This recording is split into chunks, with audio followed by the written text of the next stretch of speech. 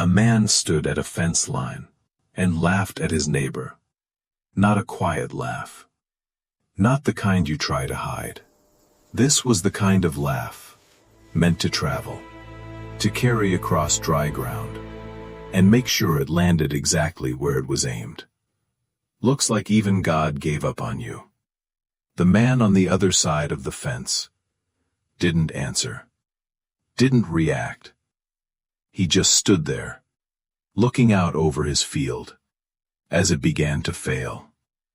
63 acres of soybeans, planted in early spring, 9 weeks into the season, close enough to harvest, to believe it might still work. And then, the water stopped. Not gradually. Not the slow drop that gives a man time to adjust. One morning, the well pulled clean water. Cold. Steady. The next morning, it pulled air. Just air. No warning. No transition. No second chance. He checked it himself first. Lowered the line. Listened. Nothing. Then he called someone. Then another. Men who understood wells. Men who worked with numbers. They measured depth. Checked the casing. Ran their calculations. And the answer came back. Simple. Too simple. You need to go deeper. Another 60. Maybe 80 feet. They said it like a solution. Like something clean. Something obvious. Minimum cost. $1,200. And that was everything he had. Not most of it. Not a risk he could manage. Everything. If he drilled and missed, he was finished. If he didn't drill, the crop would fail anyway. 10 days. Maybe less. After that, the damage would be permanent. He stood with that math. Turned it over in his head. Looked at it from every angle. And then, he tried one more thing. Not a complex solution. Not a calculated one. The simplest option left. He walked across the fence line. To the man who had just laughed at him. He didn't ask for help. Didn't ask for anything free. He offered to buy water. A fair price. Whatever it took. Because buying access was faster than drilling. Safer than guessing. The other man smiled. Just slightly at first. Then more openly. Operation to run. I'm not setting up lines for every dry farm in the county. He said it casually, like it didn't matter. Then he climbed into his truck, drove it right up to the fence, and laughed again. Louder, clearer, final. The man with the dry well stood there for a moment, then turned and walked away. From a distance, it looked like defeat, like the end of options, like a man who had run out of time. But it wasn't. It was something else entirely. It was memory. Because there was something the man at the fence didn't know. 44 years earlier, when he was just a boy, his father had shown him something. Not in a book, not on a map, not with instruments, but with his hands, pressed flat against the ground. And what that lesson meant was something no amount of money, no expert, and no machine could replace. And now, with his well empty, and his crop dying, it was the only thing he had left. The field didn't die all at once. It never does. It starts at the edges. The outer rows first, the places that feel it before anything else. Leaves begin to curl. Not dramatically, just enough to notice, if you're looking for it. Then the color changes. A slight fade. Green turning, uncertain. By the end of the first week, it had spread. Slowly. Inward, from the road, you could see it, if you knew what you were seeing. Most people did. And they didn't need to ask what it meant. Water's gone. Crop won't hold. Simple conclusions. Easy ones. At the co-op, his name came up. Not in long conversations, just in passing, his well went dry. Didn't have a backup. Too bad. No one said it with cruelty, they said it with certainty, because they had seen it before, and it always ended the same way. Meanwhile, he walked his land. Not once, not twice, every morning, same path. Same pace, same attention. He didn't start at the well. He started at the fence line, the western edge. Where the land dipped slightly, just enough to matter, most people wouldn't notice it, wouldn't even think to look. But he did. He stepped off the path, into the dry creek bed. It hadn't carried water in years, maybe decades, just a shallow line through the land, easy to ignore. He didn't ignore it. He followed it, slowly, deliberately, stopping at points, not randomly, but where something felt different. He pressed his boot into the soil, watched how it broke, how it held. He crouched, picked up earth, let it fall through his fingers. Dry on the surface, but not the same underneath, not everywhere, only in certain places. He kept moving, following the bend in the land. There was one spot, a slight curve, where the ground changed, not in a way you could measure easily, not with numbers. But with attention, with memory. He stopped there, just like he had, every spring, for years. He stood still for a moment, then slowly, he crouched down. And placed both palms flat against the ground. Not pressing hard, not forcing anything, just feeling. From a distance, it would have looked strange. A man in a dying field, with his hands in the dirt. But to him, it wasn't strange. It was familiar. Because he had done it before. Many times. Long before the well ever failed. 2 minutes passed. Maybe more. He didn't count. He didn't need to. He was listening. Not with his ears. With something else. And slowly, the answer settled. Not suddenly. Not like a realization. More like recognition. Like something he already knew, coming back into place. He stood up. Looked down at the ground one more time. Then turned. And walked back toward the house. He didn't rush. Didn't hesitate. Because the decision had already been made. Not that day. Not in that moment. But years ago, when someone had shown him how to see what most people miss. And now, with everything on the line, he was going to trust it. He didn't call anyone else. Not another technician. Not another neighbor. He already had the answer. Now he had to decide whether to trust it. Inside the house, he sat at the kitchen table. Same place he had sat, every season. Every decision. In front of him, nothing complicated, just numbers, simple ones. $1,200 in the bank. The full cost of drilling, or very close to it.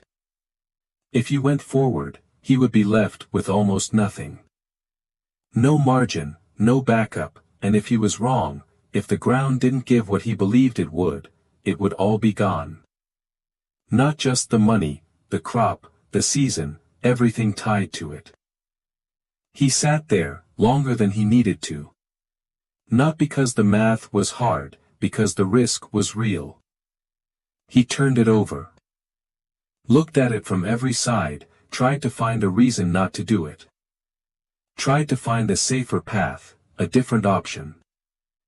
There wasn't one. And that's when something else came back, not the numbers. Not the pressure, the memory.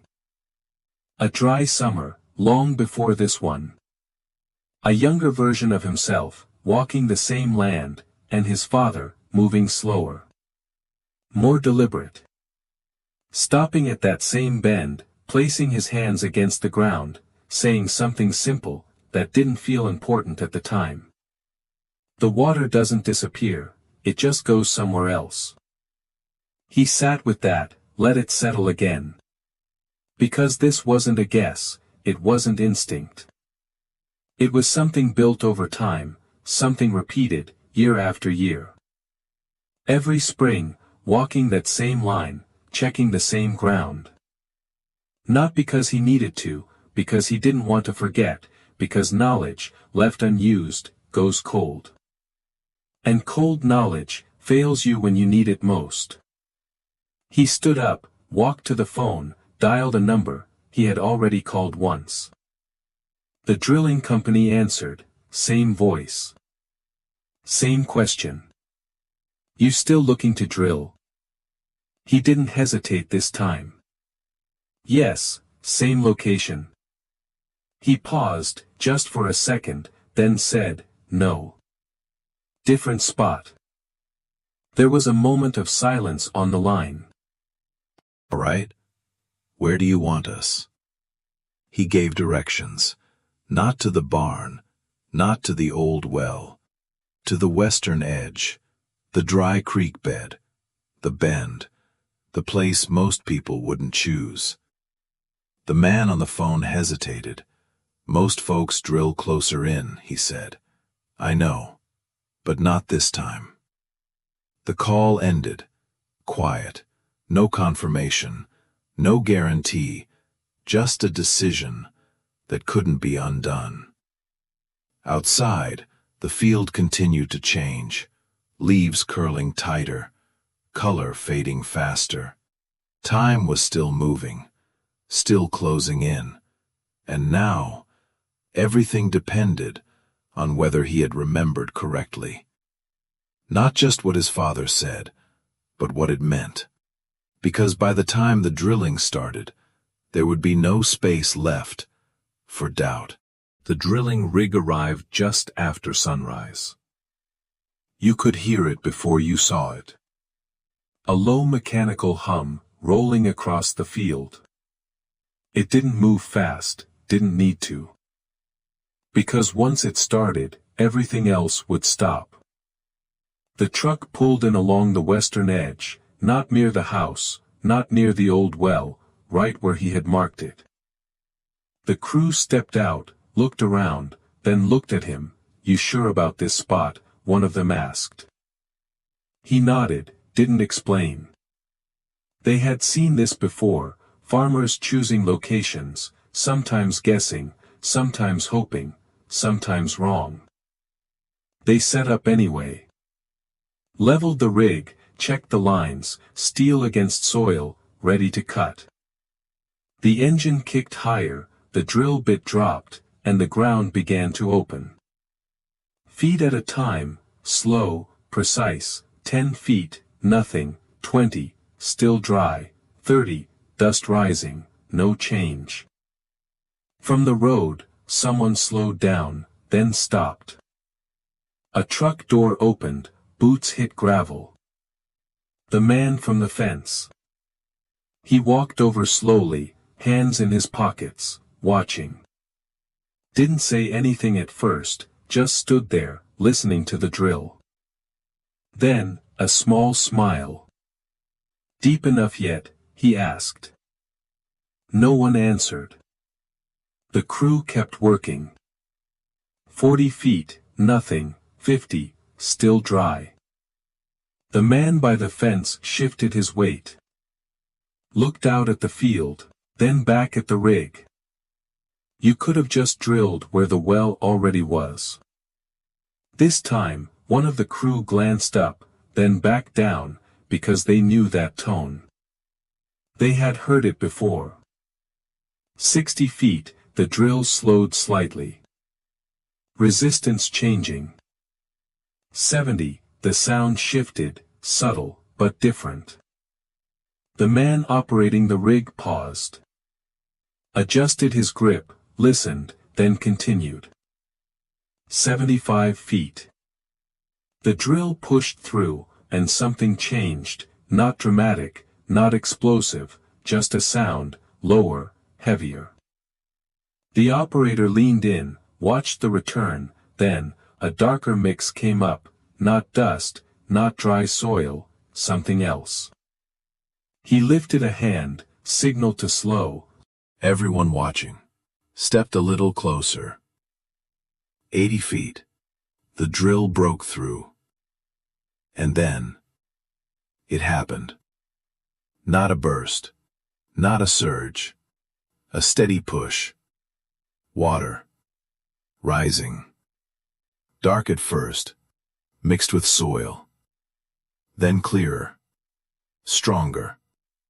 Enough to see. Enough to know. The operator shut it down. Stepped back. No one said anything. They didn't need to. Because the result was right there. In the ground. In the flow. The man from the fence didn't laugh this time. He just stood there, looking at the water. Then slowly, he looked over at the man he had laughed at just days before. And for the first time, he didn't have anything to say. They capped the well before noon. Steel in place. Lines secured. Water running. Clean. Steady. Not a guess anymore. Not a hope. A working system. By late afternoon, the irrigation started. Slow at first. Then wider. Row by row, the field began to recover. Not instantly. Not completely. But enough. Enough to hold. Enough to survive. Over the next few days, the change became visible. Leaves that had curled began to relax. Color returned. Not all at once, but steadily. The damage didn't disappear. It never does. But it stopped getting worse. And that was the difference. Across the fence, the other field stayed green. It had never lost water. Never slowed down. Everything about it looked stronger. More secure. But that wasn't the part anyone talked about. They talked about the spot. The location. The decision. Why there? Why not the old well? Why it worked? At the co-op, the story moved quickly. Not exaggerated. Not changed. Just repeated. Over and over. He drilled in the wrong place. And still hit water. That doesn't just happen.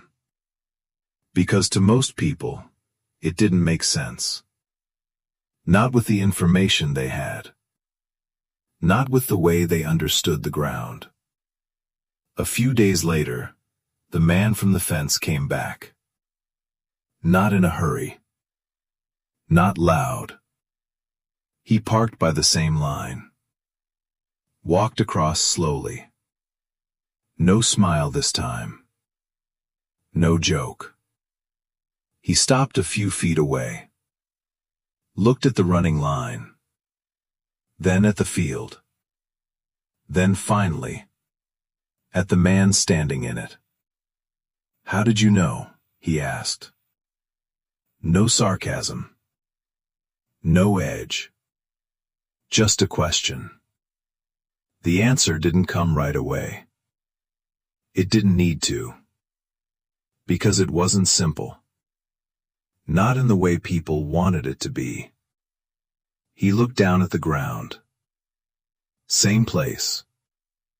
Same soil. Then said, "My father showed me." The man waited, expecting more. There wasn't more. At least not in words. Because what he had been shown wasn't something you could explain quickly. It wasn't numbers. It wasn't equipment. It was attention. Pattern. Time. And started being something you could read. The man from the fence nodded slowly, not fully understanding, but understanding enough, because what he had seen couldn't be argued with.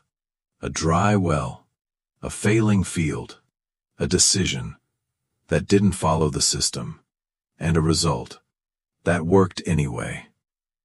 He turned to leave, then stopped, looked back once more. "If it happens to me," he said, "would you show me?" There was a pause. Not long, but enough. Then, yes. No conditions. No reminder. No reference to the fence. Just an answer. Because the lesson was never about proving someone wrong. It was about something else entirely. Something most people forget until they need it. That not everything worth knowing comes from a system. Some of it comes from standing still long enough to actually see what's already there.